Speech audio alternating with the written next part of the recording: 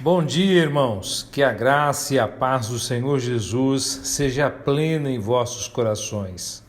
Queridos, hoje chegamos ao quinto dia de exposição do livro de Apocalipse e nos debruçaremos nos capítulos 9 e 10. No capítulo 9, dos versos 1 a 12, as 3 trombetas restantes têm um ai ligado a cada uma delas.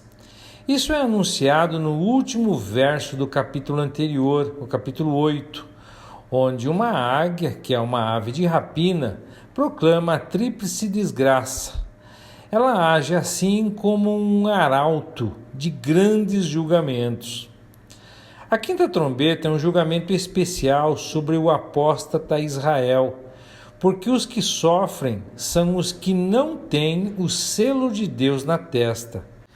A grande tribulação, na segunda metade da semana, ou seja, os últimos 3 anos e meio, agora ganha um destaque. Se voltarmos para Apocalipse, lá no capítulo 12, verso 12, leremos algo semelhante à mensagem de infortúnio da águia, que diz: Ai dos que habitam na terra e no mar, porque o diabo desceu a vós e tem grande ira, sabendo que já tem pouco tempo. Se prestarmos atenção aos detalhes, perceberemos uma relação de semelhança entre a terceira e a quarta trombetas, com a quinta trombeta. Como se nas 2 primeiras fossem nos dadas uma prévia do que aconteceria, e agora na quinta o assunto fosse mais detalhado. O soar da quinta trombeta revela uma estrela caída do céu, ou seja, ela já caiu. João não havia visto nenhuma outra estrela cair do céu, exceto a da terceira trombeta. Essa estrela não caiu porque a quinta trombeta tocou. Ela já estava caída, e quando a quinta trombeta tocou, ela então recebeu a chave do abismo. Logo, esta é a mesma estrela que caiu sob a terceira trombeta, no capítulo 8, verso 10. Então, ao toque da quinta trombeta, a estrela que já havia caído, Satanás receberá a chave do abismo. Sua abertura libera uma fumaça que escurece o sol e o céu. Dessa fumaça vem uma praga de gafanhotos que recebem poderes como o dos escorpiões. A descrição da praga de gafanhotos, mais que a praga dos tempos de Moisés, nos remetem ao profeta Joel. Suas semelhanças são impressionantes. No verso 6 do capítulo 1 de Joel diz assim: Porquanto uma nação poderosa e inumerável tomou conta da minha terra, eis que seus dentes são como as presas de leão e sua gana pela caça como a leoa. E também no capítulo 2, versos de 2 a 5, do profeta Joel, que diz: E será um dia de trevas e de escuridão, dia de nuvens densas e de absoluta falta de claridade. Eles têm a aparência de cavalos e correm como cavaleiros quando atacam galopando. Vão saltando sobre o topo dos montes com um ruído semelhante aos de carros de guerra, como a chama que crepita e consome a palha, como um povo poderoso em posição de combate. Sem dúvida é verdade que na descrição diante de nós, as qualidades de seus gafanhotos são sobrenaturalmente ampliadas. Mas isso é apenas o que podemos esperar e está de acordo com o modo como outras figuras tiradas do Antigo Testamento são tratadas nesse livro. Como eu havia dito no capítulo 8, João entende que uma vez que o pecado é maior, o juízo também o deve ser. Os gafanhotos comem vegetação e seu grande número os torna virtualmente irresistíveis enquanto devastam uma terra. Enquanto o escorpião deixa uma picada atormentadora.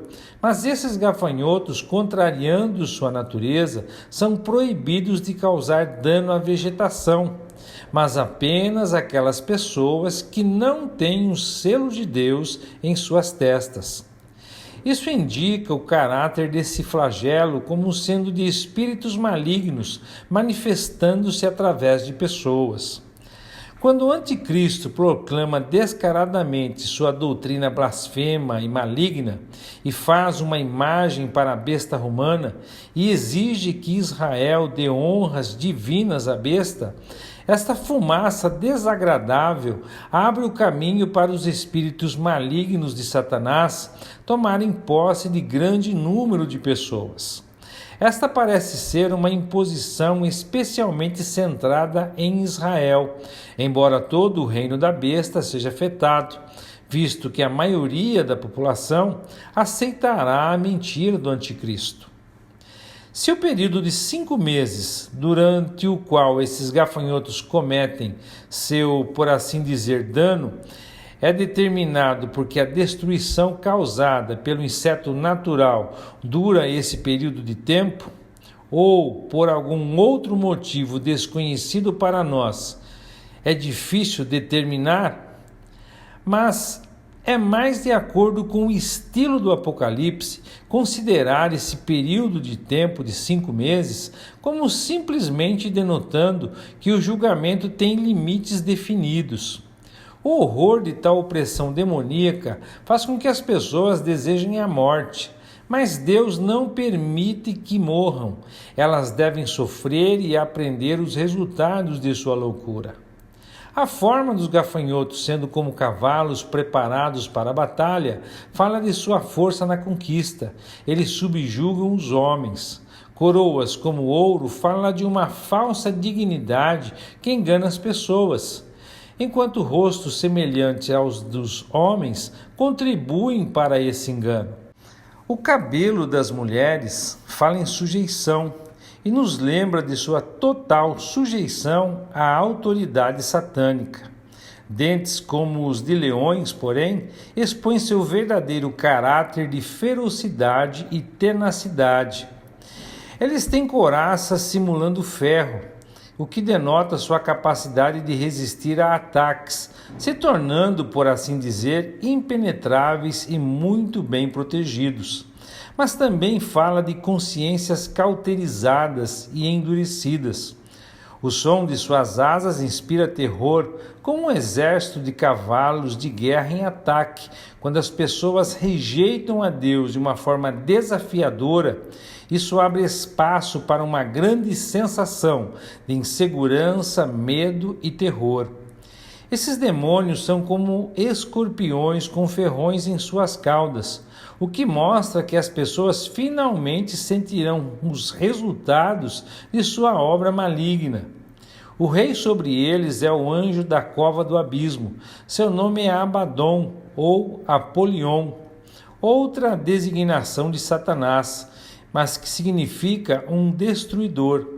Essa praga incomparável de demônios é a culminação da doutrina do anticristo em sua implantação de idolatria grosseira no lugar sagrado, a área do templo de Jerusalém, em desafio ao Deus vivo. Este ai será terrível, mas mais 2 ais se seguirão. Dos versos 13 a 21 do capítulo 9, há muito nessa trombeta que é notável, mesmo quando nos limitamos aos detalhes mais externos contidos nela.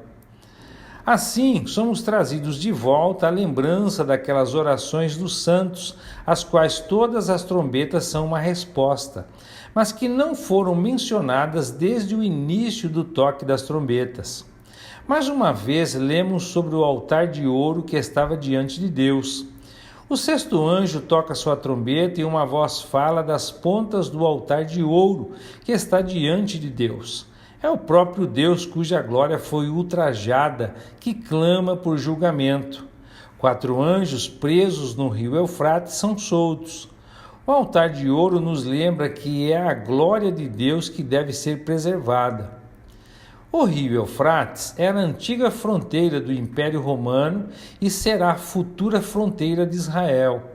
Os 4 anjos amarrados são os anjos de Satanás, que têm poder em relação ao rei do norte, o Assírio, que chefiará uma forte aliança em amarga animosidade contra Israel.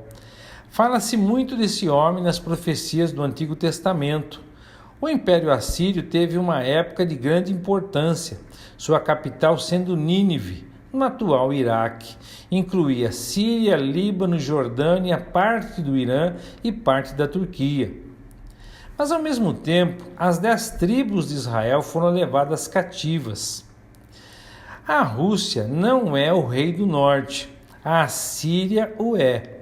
Quando olhamos para Ezequiel no capítulo 38, verso 15, e também em Ezequiel no capítulo 39, ele diz lá: o príncipe de Rosh, Meseque e Tubal é visto vindo do extremo norte, que deve ser a Rússia, enquanto o rei do norte está perto de Israel, como um mapa do tempo do Império Assírio mostrará. Daniel, no capítulo 8, verso 21, mostra que o reino de Alexandre o Grande seria dividido em 4 reinos. Um deles seria o precursor do futuro rei do norte, que é mencionado no verso 23 como um rei com feições ferozes que entende esquemas sinistros. O verso 24 diz: grande será o seu poder, mas não por seu próprio poder, indicando que outro poder o está apoiando, que pode ser a Rússia. Isaías, no capítulo 10, verso 5, é importante nesse contexto. Lá, Deus fala do assírio como a vara de sua ira, dizendo que o enviaria contra uma nação ímpia, referindo-se a Israel. Então, no verso 12 daquele capítulo, ele nos diz: quando o Senhor tiver executado toda a sua obra no Monte Sião e em Jerusalém, ele dirá: eu castigarei o fruto do coração arrogante do rei da Síria e a glória de sua aparência arrogante. Daniel, no capítulo 9, verso 27, nos dá mais instruções sobre o porquê de Deus enviar a Assíria contra Israel. Ele diz: esse governante, pois, com a sagacidade, firmará com muitos um pacto que durará uma semana. Mas na metade da semana ele ordenará o fim do sacrifício e das ofertas de manjares. Em uma das principais alas do templo será colocado o sacrilégio terrível, a grande abominação, até a consumação, o fim que já está decretado para alcançar e exterminar o assolador. Porque Israel será culpado de proteger a idolatria na área do templo, Deus enviará o rei do norte para puni-lo, embora depois disso o julgamento será derramado sobre ele também.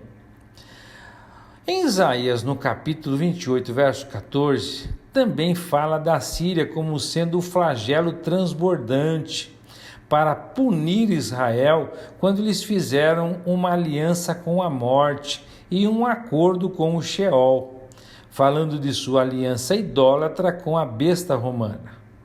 Até este momento, Deus impediu o rei do norte de atacar Israel, mas após a infestação de demônios provocada pela idolatria do anticristo, ele deu a ordem de soltar os 4 anjos presos no rio Eufrates, abrindo o caminho para a grande invasão pelo rei do norte.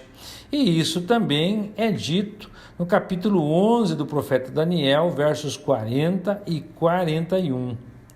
Este é um grande evento e muito significativo na profecia, referido em muitas escrituras do Antigo Testamento, pois é aqui que o próprio Deus começa a tomar uma posição pública e definitiva ao lidar diretamente com o orgulho idólatra do homem que se elevou a um mais ousado cúmulo de desafio contra a sua autoridade, como vista no homem do pecado sentado como Deus no templo em Jerusalém.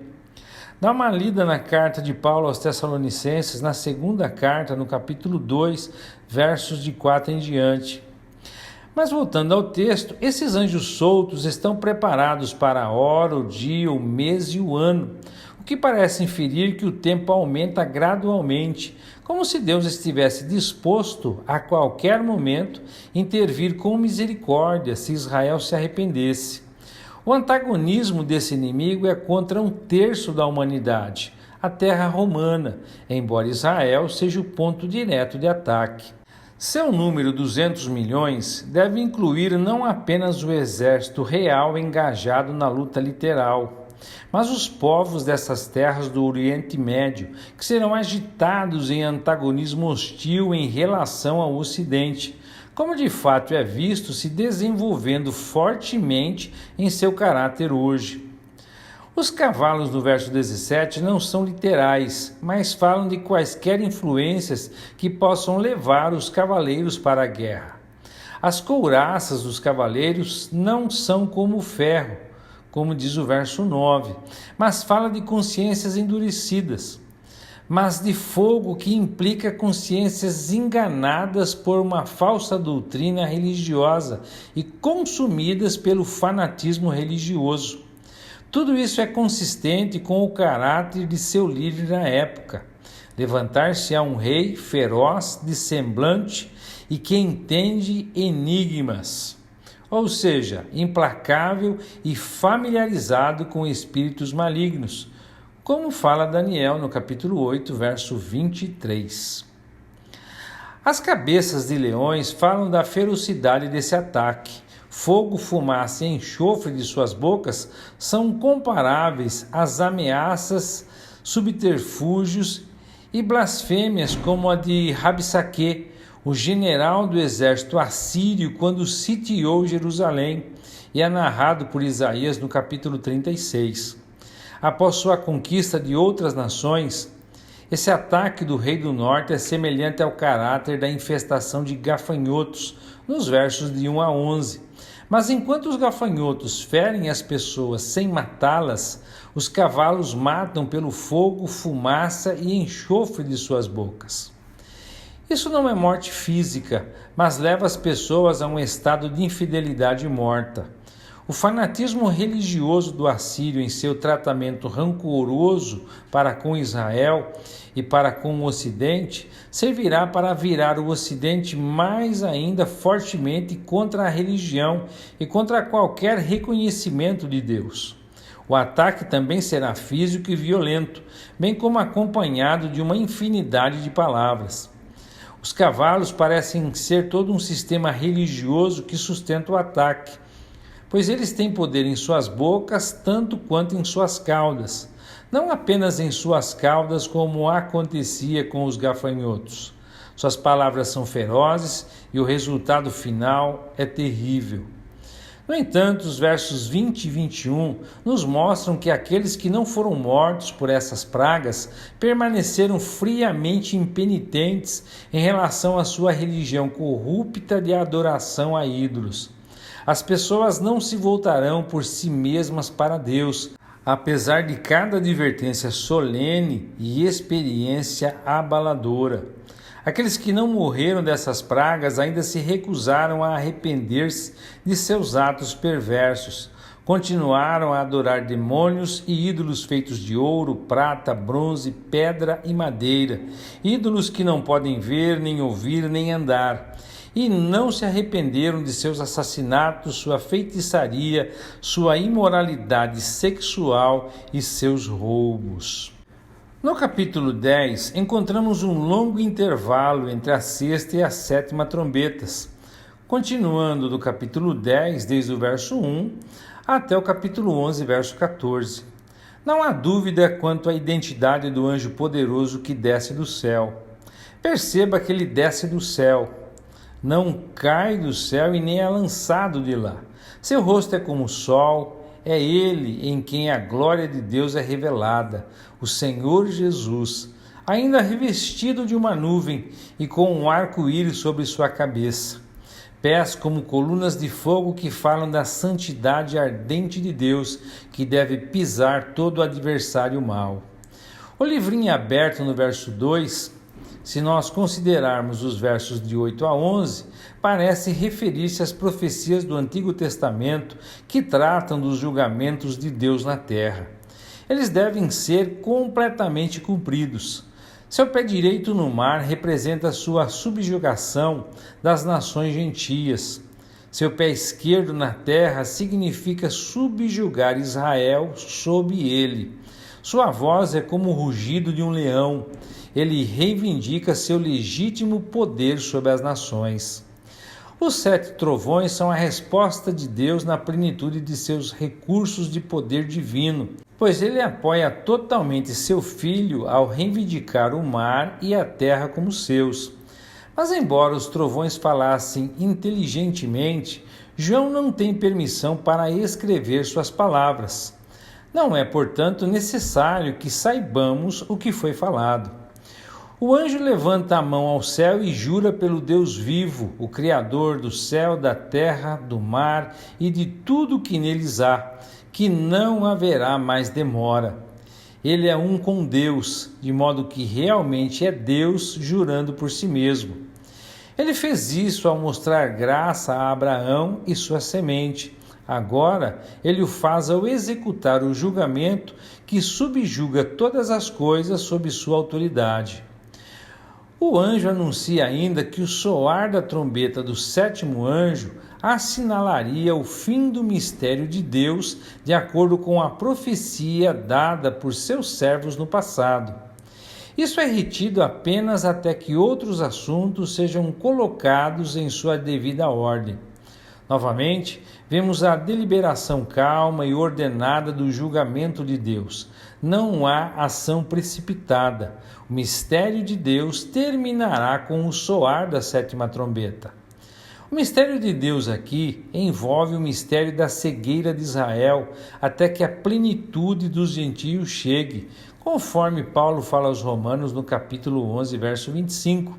E também o mistério da iniquidade, que também o mesmo Paulo fala na segunda carta aos Tessalonicenses, capítulo 2, verso 7.